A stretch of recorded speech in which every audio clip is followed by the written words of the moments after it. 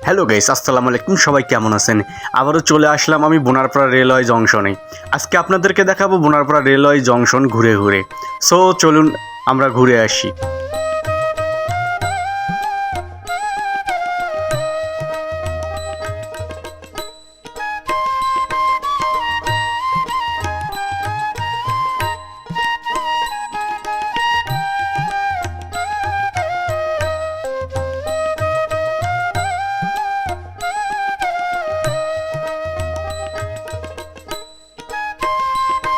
Bonarpara station থেকে আপনি বগুড়া, সিরাজগঞ্জ, ঢাকা যাইতে পারবেন।